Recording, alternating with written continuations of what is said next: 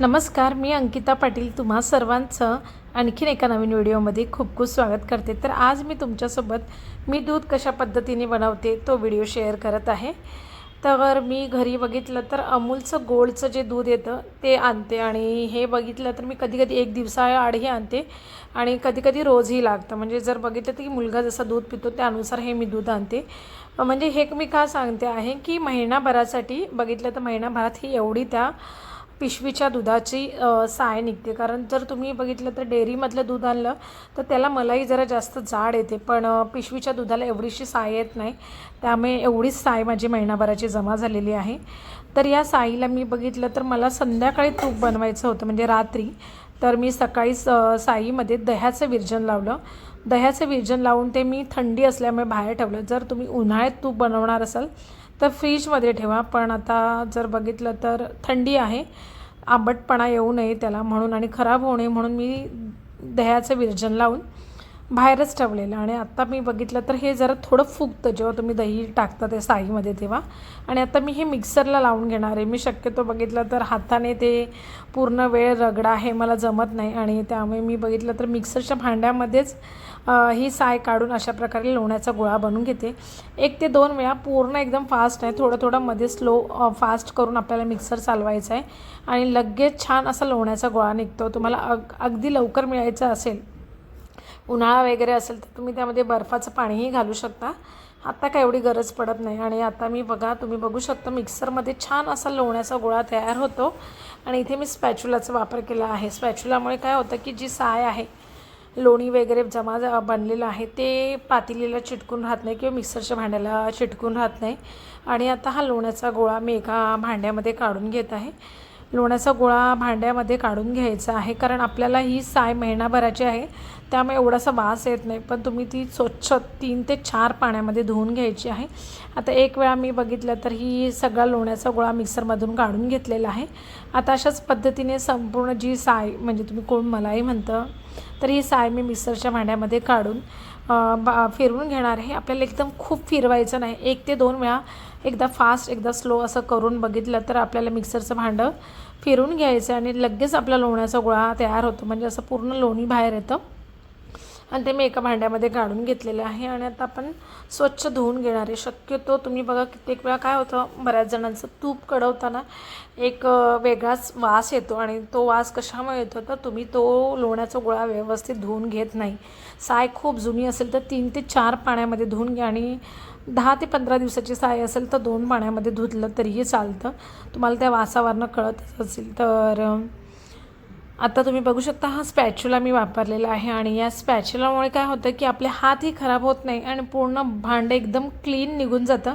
स्पॅच्युलाच्या मदतीने जी काही साय उरलेली ती मी अशा मिक्सरच्या भांड्यामध्ये काढून घेतलेली आहे आणि असं हे सगळं लोणी जमा करून घेतलेलं आहे। तर लोण्यातलं सगळं पाणी काढून घ्यायचा आणि त्याचा एक गोळा तयार करून घ्यायचा आहे। तर आता इथे 2 ते 3 मी लोण्याचे गोळे तयार करते आणि हे एका पाण्यात धुवून घेतल्यानंतर नंतरचे पाणी निघतं त्याचं तुम्ही बघितलं तर मस्त अशी कढीही बनवू शकता किंवा ताक म्हणूनही पिऊ शकता।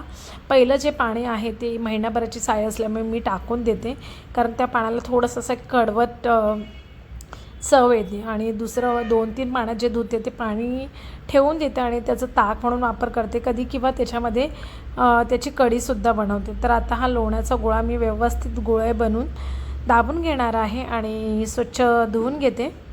तर बघा इथे मी स्वच्छ असं धुवून घेत आहे। शक्यतो साय जुनी असेल तर तुम्ही 3-4 वेळा हे गोळे धुवून घ्या आणि त्या उरलेल्या पाण्यापासून ताक किंवा कढी बनवून घ्या। तर आता हे लोण्याचे गोळे मी 2 ते 3 पाण्यामध्ये स्वच्छ धुवून घेतलेले आहे। स्वच्छ धुवून घेतल्यावरती लहान गॅसवरती तुम्हाला बघितलं तर ठेवून द्यायचे। मी पहिलं स्टार्टिंगला थोडा गॅस फास्ट करते, पण जर तुम्ही गॅस फास्ट करणार असाल तर आणि तिथेच काम करणार असाल तरच गॅस सुरुवातीला फास्ट ठेवा, नाही तर कित्येक वेळा आपण गॅस फास्ट ठेवून जातो आणि विसरून जातो आणि मग कित्येक वेळा आपलं तूप करपलेलं असतं। तर तसं करू नका, कारण एकदम रुईश लहान असताना माझ्या बाबतीत तसं झालेलं की मी तूप बनवत असताना मोठा गॅस ठेवला आणि ते विसरून गेले आणि पूर्ण तूप हे करपून गेलं, त्यामुळे शक्यतो तुमच्या लक्षात राहत नसेल तर तुम्ही लहान गॅस करा. तर आता हा लोण्याचा गोळा तयार झालेला आहे. मी पातेल्यामध्ये घालून घेतलेला आहे. एक्स्ट्राचं सगळं पाणी काढून टाका, म्हणजे तेवढा आपला गॅस कमी लागेल. आणि पूर्ण व्यवस्थित दाबल्यानंतर मोठ्या गॅसवर मी ठेवते, कारण मी इथे लगेच जी तूप बनवण्यासाठी भांडी काढलेली ती भांडी लगेच घासून घेणार आहे. आणि तुम्ही तिथे थांबणार नसाल तर लहान गॅसच करून ठेवा. तर 5 ते 10 मिनटं बघितलं तर मी मोठ्या गॅसवर ठेवते आणि नंतर एकदम लहान गॅसवरती तूप होऊन देते. लहान गॅसवरती सोनेरी रंग येतोपर्यंत तूप ठेवायचं. आता इथे माझं तूप बनत आहे एका साईडला, तोपर्यंत ही सगळी भांडी मी घासून घेते. माझ्याकडे स्पॅच्युला असल्यामुळे जास्त चिकट भांडी झाले नाही. नाहीतर खूप जर तुमच्याकडे स्पॅच्युला नसेल आणि पूर्ण साय त्याला चिटकून राहिली असेल तर थोडंसं गरम पाणी करा आणि या भांड्यांमध्ये घालून घ्या. लगेच भांडी क्लीन होतात. आणि व्यवस्थित मी भांडी जास्त चिकट झाली नसल्यामुळे आपलं काय ते विम लिक्विड वापरूनच घासून घेतलेली आहेत. आणि तर इथे भांडीही क्लीन झालेली आहेत. तूप बनत आहे तोपर्यंत तुम्ही एखादी गोष्ट करताय ना, काम करताय ना, पटापट त्याच्या रिलेटेड जी आजूबाजूला जी कामं आहेत ती पटापट आवरून घेतली ना तर तुमची कामंही पटापट होतील. आता बघा इथे मी माझी भांडी घासून झाली. लगेच बघितलं तर मी इथे सकाळी मटकी भिजत टाकलेली, त्या मटकीचं पाणी काढून घेतलं, म्हणजे मटकीला उद्या परवा छान मोड येईल. आणि इथे मटकीतलं पाणी काढून घेतलं आणि लगेच बघितलं तर किचन ओटाही क्लीन करून घेतला.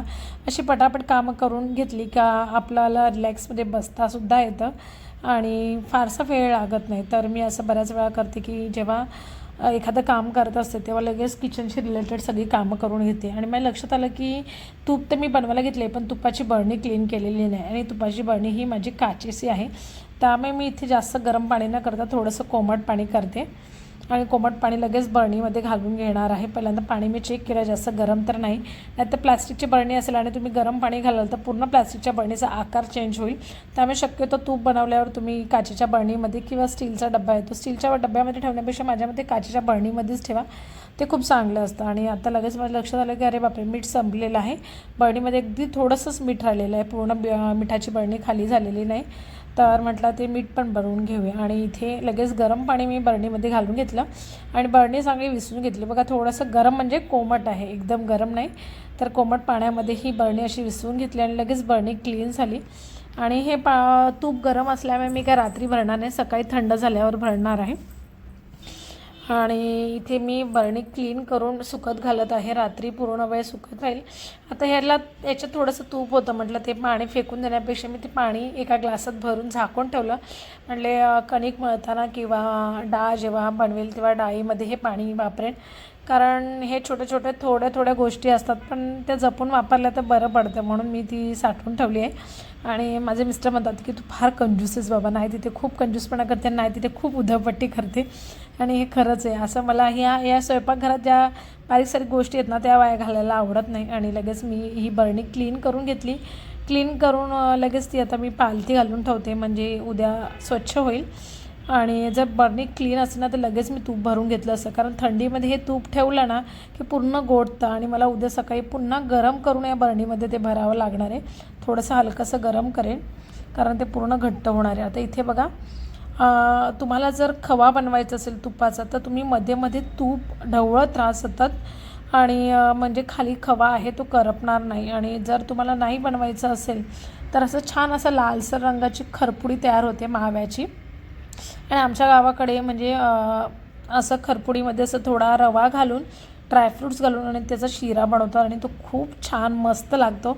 मी तर नेक्स्ट डे तेच बनवणार आहे, त्यामुळे मी काही ढवळत राहत नाही. पण जेव्हा खवा बनवायचा असतो तेव्हा मी बघितलं तर सतत हे करत असते. आणि ही जी टेक्निक आहे ना पिशव्या बंद करण्याची अशी, ती माझ्या सासूबाईंची आहे. ही एक गोष्ट मी माझ्या सासूबाईंकडनं शिकलेली आहे की असं बघितलं तर प्लास्टिकच्या पिशव्या वगैरे असतात, तर काम झालं की लगेच असं म्हणजे काय म्हणतात, या गॅसच्या ज्योतीवरती मी ती अशी थोडी पेटवून लगेच लॉक करून घेते आणि इथे आपलं तूप होतं. आणि तुम्ही बघू शकता माझी ही पिशवी पॅक झाली, म्हणजे सांडायचं टेन्शन नाही आहे.